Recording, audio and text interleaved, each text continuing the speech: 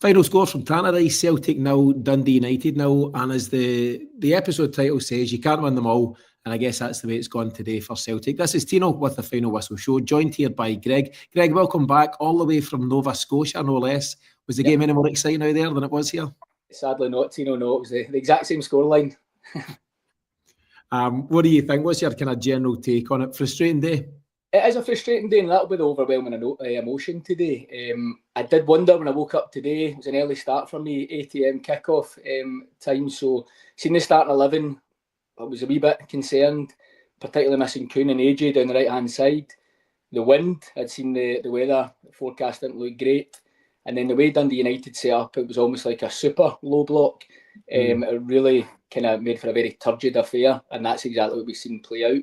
Saying all that, we did get chances, and I'm sure we'll get to that later in the show. But yeah, I was a little bit concerned when I seen the starting 11, to be honest, and just with the conditions of the game and stuff. So it's kind of the way that it unfolded, unfortunately. Do you know what? I made a fairly bold and bullish claim fairly recently. I can recall saying it, that pretty much any 11 that Celtic put out domestically should be capable of beating any and all takers, Rangers, Aberdeen and otherwise. But I've been proven wrong there, absolutely. But despite that, and to your own point, Greg, yes, it's a sketchy lineup. Generally speaking, it's a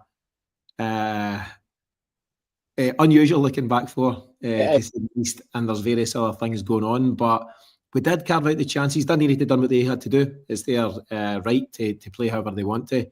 But we still carved out chances, and actually, Celtic could have gone on to win it. Maybe should have gone on to win it.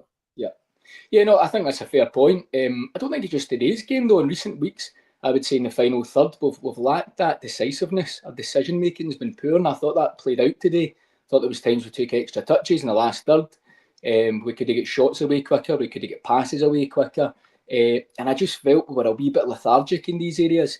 I do think touching back on the right-hand side of the pitch, a lot had to come down our left-hand side. I didn't think it really connected that well between Ralston and Yang.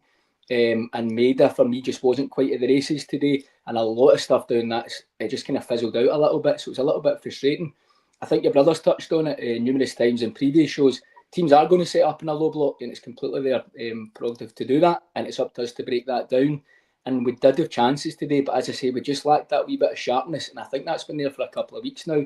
But that really played out today, and it's probably cost us. And I'm sure we'll go on in the show and look at it, but we had some really, really good chances. And we just weren't decisive enough, to be honest. Yeah, that's all pretty accurate.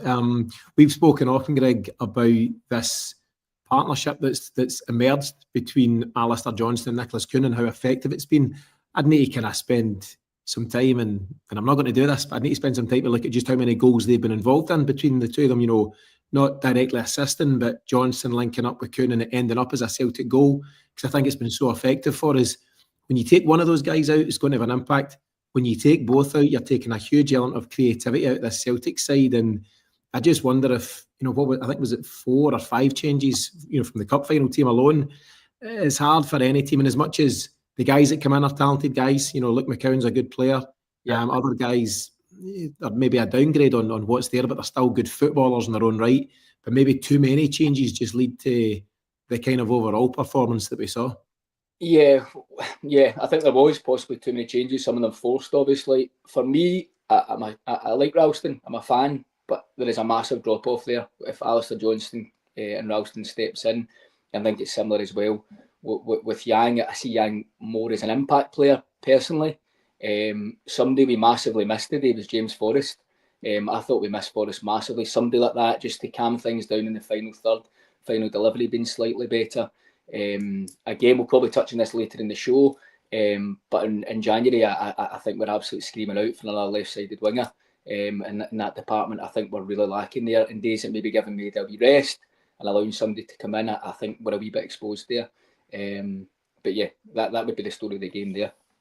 Yeah, do you know, you mentioned the need for a winger, and I've got to agree with you. We were at an event at Celtic Park just a few weeks ago, and it was Brendan Rodgers speaking to a fairly small crowd. We were asked not to take pictures and camera and all that kind of stuff, but just to kind of see out the event. Yeah. And he was very frank, very open, very interesting, as he always is. But when asked, there was a Q&A thing at the end of it, and when asked, he said that a winger was the priority. He was quite open, quite happy to share that information. And he mentioned a couple of reasons for that, but one key reason was that it allowed him to genuinely have Maeda as your third choice striker. So we know that we've got Kyogo, Ida, and nothing. Maybe Johnny Kenny moving forward, maybe Daniel Cummins, but that's a different topic for another day. But he says having a third choice striker, he says pitching that to someone is a hard sell. Come on in and be not the first choice, not even the second. Come and be the backup to the backup. So that's tricky. But what he has done, and he spoke about this, is he's tried to get players that can play in a couple of different positions. Maybe Engels is a good example. Engels can play further forward in the midfield, or he can sit and protect. Maybe somebody like Maeda can play wing, can play centre forward, and that's how he gets round these type of situations. But I think there's no doubt, we've spoken about the fact that right now Maeda and Kuhn are our starting wingers. Absolutely. And James Forrest has performed admirably in recent times, and credit to him. But generally speaking, the drop-off from one of our two starting wingers either isn't playing or isn't performing, and Maeda's in the latter category for today. Yeah, it's quite a notable drop-off. And for that reason, I'd say winger is the priority.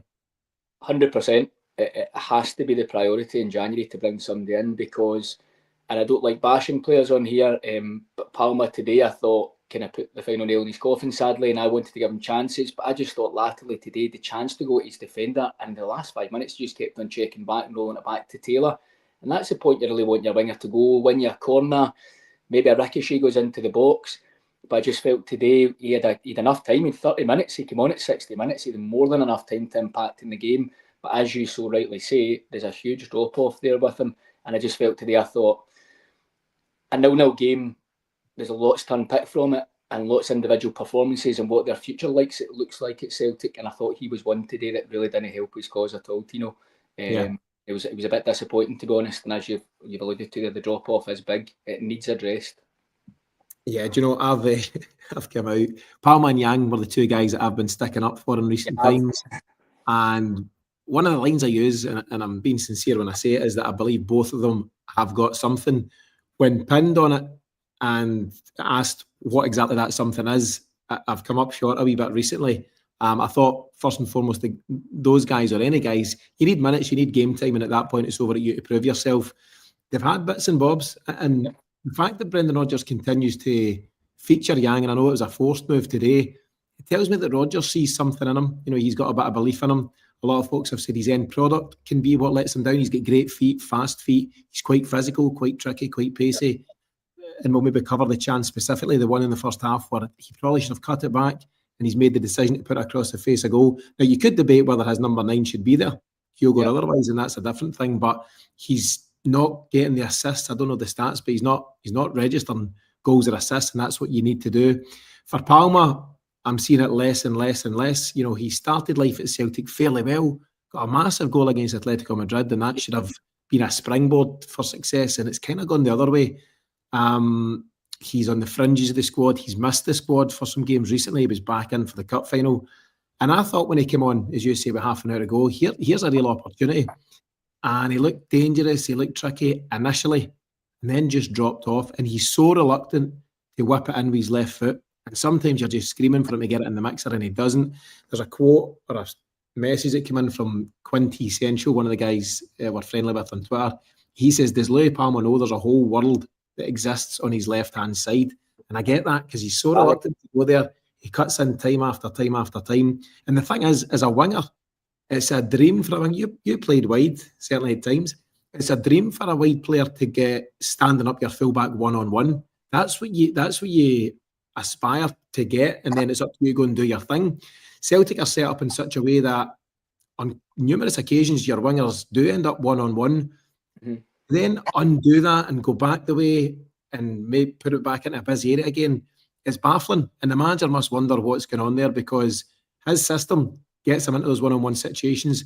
It's then up to Palma to exploit, and he's not been able to do so. Whether it's a lack of confidence, Greg, or a lack of belief, or whatever, he's not been able to do that, and that's a frustration. It's a huge frustration. You made a couple of good points here. With Palma, he actually gives you less width as a winger, which is quite incredible. He actually cuts in and then makes the park so tight in there, rather than what you're saying is go to your fullback, even chop back if you need to, and then deliver the ball. But latterly, when I've seen him recently, he's not even been doing that. The point you made about Yang, the wee cut back, it's kind of case in point where we're at with the drop-off. If that's Kuhn, he knocks it back into a player. If that's Yang, he's just made the safe ball across the box. And I know we've seen him at the striker possibly been there, but I think Kyogo's checked his run, which he does quite a lot. And I think it's up to the winger to find him then. He's in acres of space, he has to find him. Again, this just goes back to the general points we're making. There is a drop-off there. And we've seen it quite clearly today, sadly. Yeah, we can talk about those chances and we will do as we go on. Before we do so, big hello and thanks to everyone who's continuing to join us on the live here. We've got Gio and Gypsy King and a few others making some comments just now. Gio says, evening guys, regardless of changes, players throughout didn't perform well. At the end of the day, it's about sticking the ball in the net and we definitely need a striker. And I would push back on that to a certain extent because any striker, Haaland or otherwise, is only as good as the service you get. Now, Kyogo does get a massive chance in the second half. I'm not denying that.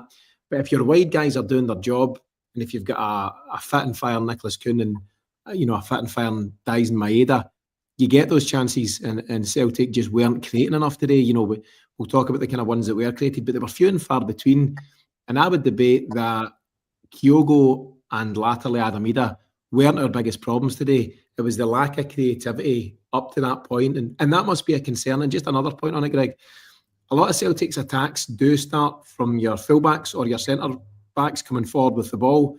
This untried, untested, unfamiliar back four today maybe weren't quite as willing or able to go and create as maybe our more standard back four would be. I thought, for instance, Welsh did okay today. And I thought his distribution was absolutely fine. He was pretty comfortable in the ball. Whether there was a slight delay getting out or not, I'm not quite sure. Ralston's very similar to Taylor in that he play the safe ball rather than maybe looks forward. He sees potential negatives or dangers, so he'll just check back and put it back to his other centre half. Whereas if you've got AJ and you get Baye, for instance, they're going to bomb forward a lot for you, and that then helps your wingers. It creates an overload. We didn't have that today. There was no overload for the wingers either, which probably didn't help either of them. I thought Taylor remained quite deep. I thought Ralston remained quite deep as well. Not all the time, but it definitely didn't help us. I think Celtic kind of play off that. It's very Brendan Rodgers style to play, is trying to pick off and create overloads in the wide areas. It didn't really happen today. So I don't know if I would put the blame in the two centre-halves there. I would maybe look at our full-backs and how that shaped throughout the game. I did think the ball was going inside an awful lot. And I'd say it was very congested in there at that point. Yeah, and that's the thing, isn't it? So Dundee United, fair play to them for staying disciplined. Their thing was narrowing the pitch and keeping everything congested and busy. To an extent, they'd be happy for Celtic to get wide and try their luck with crosses. But that's the frustration. We never, we had the options of getting wide and swinging them in, and we chose not to do so. It reminds me of the Barcelona game back in 2012, where we've won November 7th, 2012. Celtic, as we all know, beat Barcelona 2-1.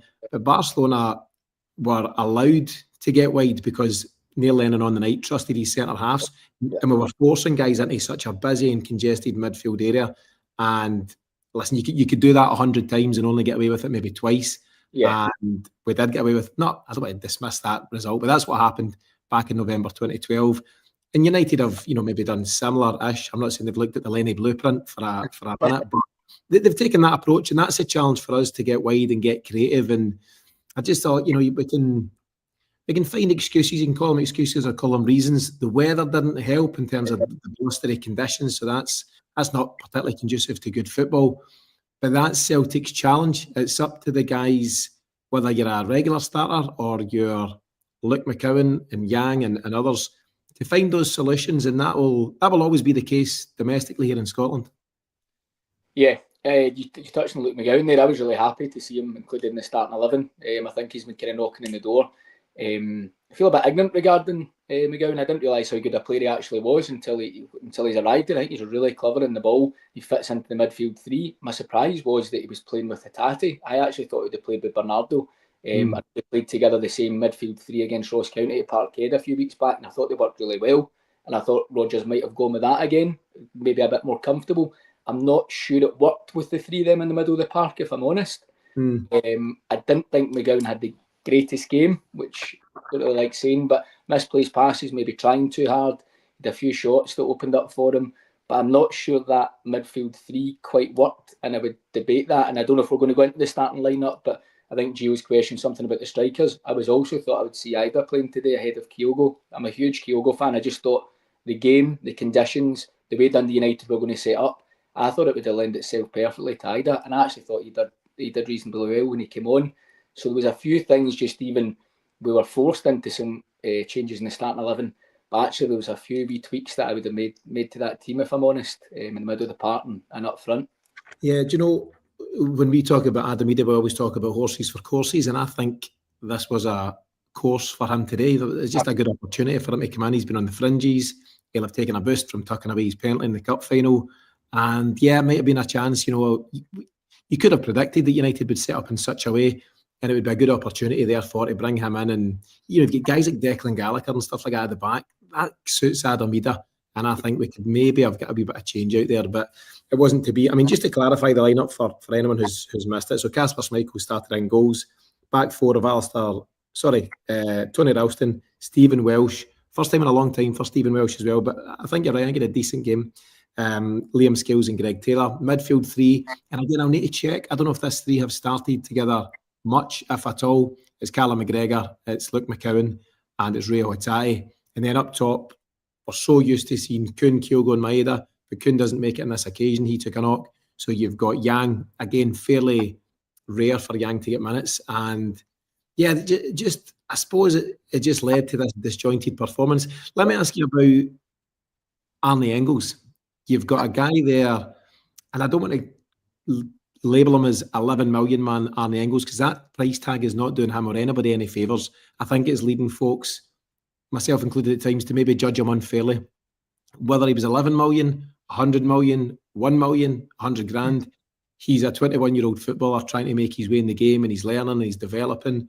But he's a guy that Brendan Rodgers has saw fit to bring in. He's a guy that the Belgium national team seemed to trust all of a sudden. So there's no doubt there's a talent there. But he only gets 5 minutes at the end. And I think, let me see, Gypsy King had made a comment about it. Yeah, he says that can't understand why he didn't start today. He needs the confidence, and a 5-minute cameo isn't on. Now, I would very much fall into the camp, generally speaking, of and the manager we trust and all that stuff. You know, he sees the players every day. He knows how fatigued they are or not, where their confidence levels are. But I would have thought in that game, because he's quite a physical player, you know, he gets around, he's rangy, he's got a bit of height about him. I would have thought, maybe to the same point about Adam Ida, I'd have thought he might have had more of a part to play today than the 5-6 minutes he gets towards the end.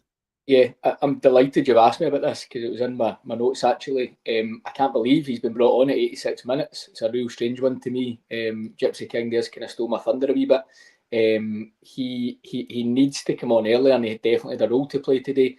You can see, and we both played together at the juniors, Tino, you can see when somebody is short of confidence, and that's it. He's completely devoid of confidence just now. He's not a bad player. He has all the attributes to be a very good Celtic player. And I think the last time I was on the show, I said that I think he will come good. I have no doubts about that. He is a quality footballer, just going through a little bit dip in form just now.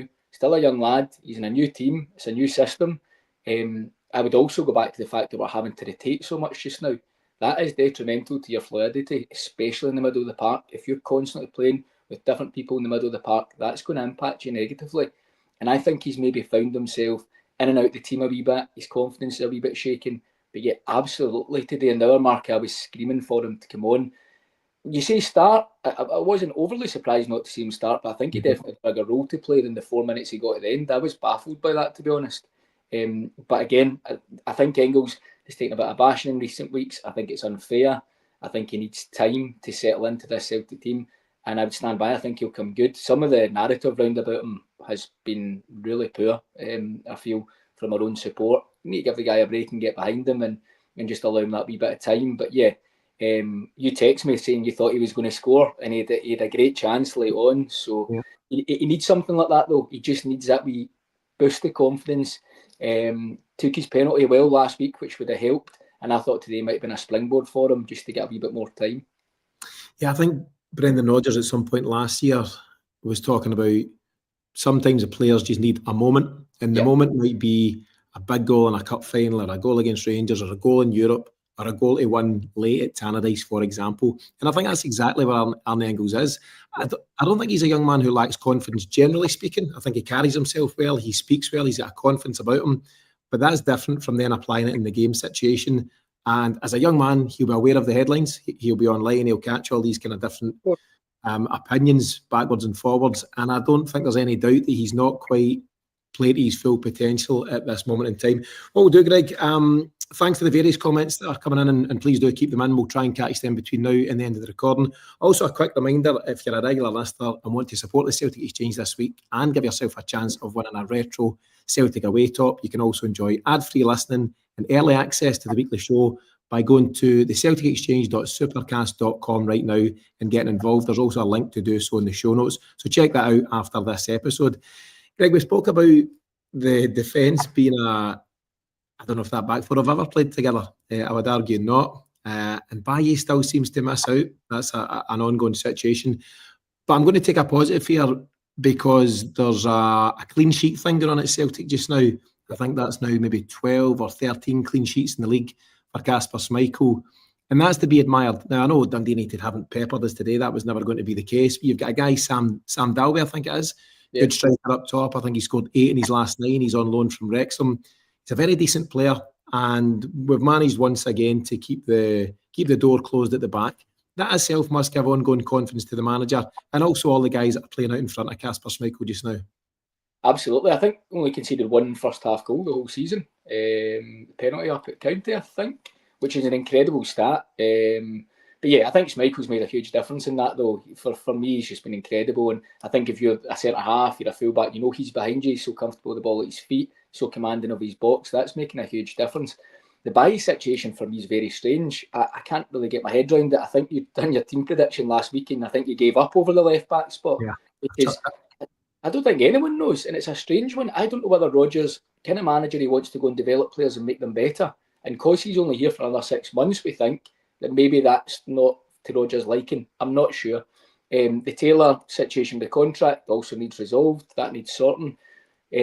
So yeah, well done to the back four, kept a clean sheet. But I never felt that Dundee United were going to score. They had a few wee half chances, but I was never worried about that side of things. I always thought our goal was going to come. I didn't really see them.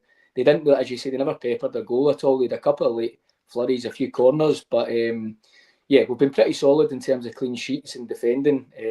The back four did well today and have done over previous weeks, to be fair. Yeah, 100%. And I think Greg Taylor had a decent kind of game today. He was doing his bit and he was trying to get involved and he was playing that inverted fullback role, which he does so often. But despite that, I thought at some point the move would have been Bailly because he just offers something different.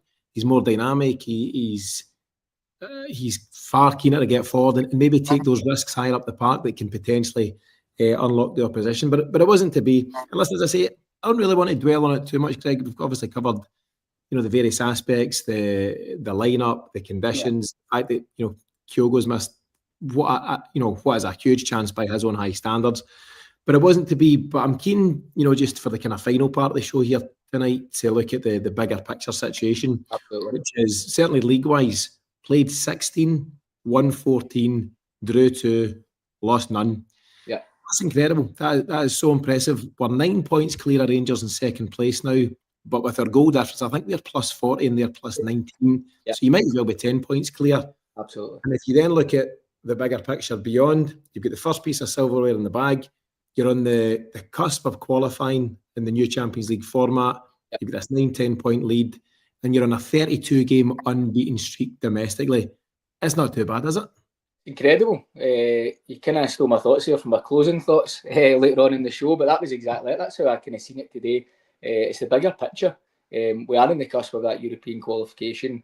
We have the silverware from last weekend, thank goodness. And domestically, we're in a really good place. You're going to see this time of year when you've got so many games and you have to change up your squad so much, you're kind of left with no choice. You're going to have days like today where it's a turgid affair, it's frustrating. It's not surprising to drop points here and there over Christmas. We just need to get through it. And I think Paddy touched on one of the shows that we go into January and it's just as hectic. But we are going to have to use the squad, and that can lead to us being slightly disjointed at times. And I think that's what showed today. But as I've alluded to, Dundee United possibly deserve some credit with the way they defended and the amount of bodies they got in the way. But we need to see the bigger picture. We're in a good place. Maybe the football's not been as good as it was, maybe going back to the Leipzig performance. But we're just grinding things out just now, and we're in a pretty good place generally, as you said. Yeah, I've mentioned that the Leipzig result, that was in the 5th of November, so not that long ago in the bigger picture, but maybe kind of 5-6 weeks ago now. And we set such a high standard at that point. We were playing brilliantly. There was a consistency about the team. But you can't expect even the best sides in the world to maintain that throughout a whole campaign. I mean, not sure how relevant this is, but I clocked last night that Barcelona lost 1-0 at home to Levante or somebody like that. This can happen. Who was it? Atletico Madrid they played. Barcelona. No, that wasn't last night. It was a lesser light, basically. They lost home 1-0. And that can happen in football. And it's so hard to just win every time. You know, things can happen. You can have an off day. They can have a great day. There can be deflections. So I think you need to really admire this 32-game unbeaten streak. I remember speaking about when we returned from the last international break in October, and we previewed what was the next kind of 10 games. We bunched it together, 10 games left throughout the calendar year.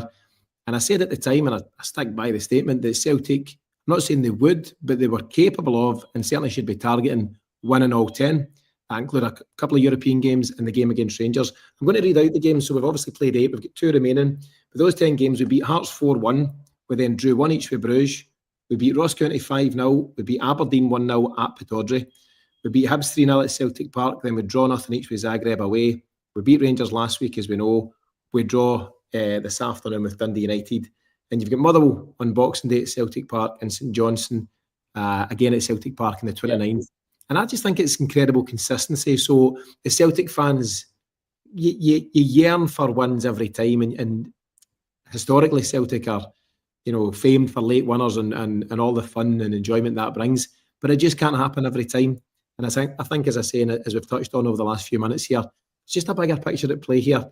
And I read a comment from someone that come May time, and who knows how this season's going to go, but there's excitement about this season. Europe, potentially a treble, who knows, and everything else that comes with that. Nobody will remember the 22nd of December at Tannadice if you go on and do all these big things, and that's the way it should be. Absolutely. I had that feel to it today, didn't it, that the late goal was kind of coming. Everybody was kind of waiting for it. But you're absolutely right. In the bigger picture, nobody's going to remember today. So we need to move on. And we've also, as you say, you're unbeaten so far. And I know that's been raised in the show before, but you've still got that opportunity to go in the league unbeaten, which would be incredible. But ultimately, chasing down the treble in a good place in the league, 9 points ahead. I think the other thing to touch on is we've had an awful lot of away games recently, and having those couple of home games, looking at the next couple of weeks, especially around this time, I think will really benefit us. Yeah, I think the home game, I think to see out the calendar year with 2 home games, you couldn't ask for anything better. And I know Motherwell are having a decent season by their own standards. They're 4th at the moment. St Johnstone less, so they're scrapping out with Hearts as we speak, I think, down at the bottom of the table. But from Celtic's point of view, on you go? No. Nothing. I'm just going to say, from Celtic's point of view, even today, you're missing Alistair Johnson, one of your best defenders. Nicholas Kuhn, your player of the season so far. James Forrest, the man who's been a revelation. And Carter Vickers and Trusty, who I think most recognise as your first choice centre-half pairing. You cannot miss those players and not expect to see a dip in quality. So there was a dip in quality, but it's expected. It'd actually be all the more surprising if Celtic had turned up and won 3-0 today. You know, that would have been the surprise as opposed to what happened. Greg, there's the 2 games that I mentioned there, and then just round the corner, of course, on the 2nd of January, we go to Ibrox for a game against Rangers, who are getting excited again. I know.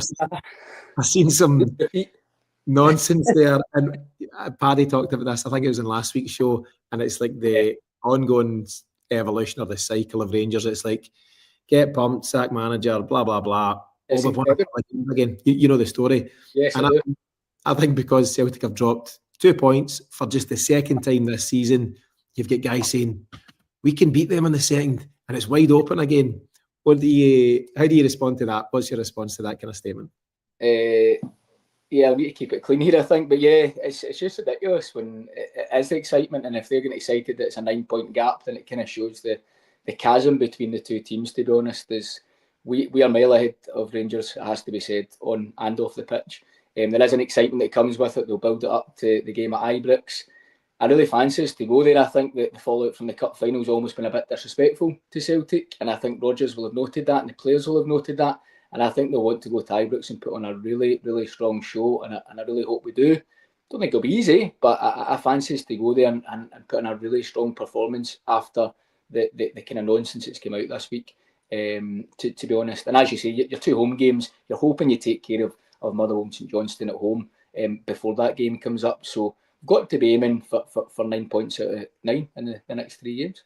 Yeah, I think so. That's got to be the target. I think you're spot on as well in what you say about the disrespectful response to Celtic winning the cup. Celtic, I said something on a piece last week that Celtic just win. Winning's a habit, and that's what we do.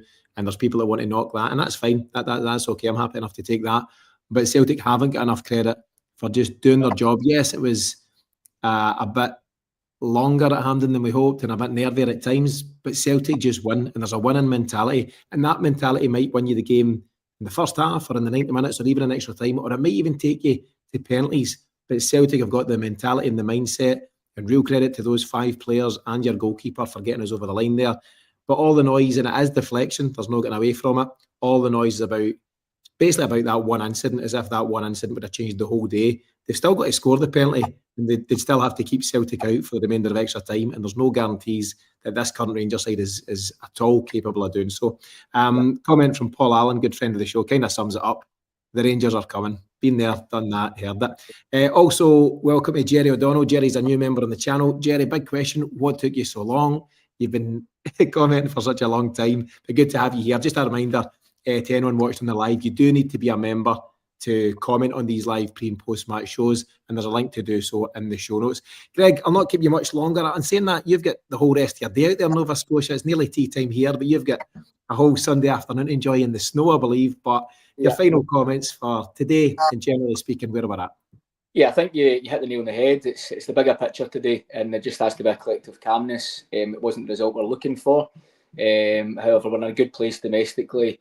Big 3 games coming up, absolutely. But 9 points clear at the top, we'll take that and hopefully get a few bodies back in before those next few games. So I think we've got to keep it positive. And as I say, bigger picture's the main thing to look at here. Yeah, and I think there's plenty of fun to be had over Christmas, New Year. Greg, hopefully we get you on before the turn of the year. If not, have a brilliant time, and we'll look to get you back on in 2025. As we finish up, a huge thanks, as I say, to everyone that's joined us here in the live. We will be back tomorrow night, Monday night, with the Celtic Exchange Weekly. But remember, you do need to be a subscriber to get early access to that. And again, links to all of that in the show notes. In the meantime, yeah, maybe disappointing to an extent, but as I say, can't win them all. There's a whole bigger picture at play, and let's see what happens between now and the turn of the year. Enjoy the rest of your Sunday, and we'll see you all again very soon.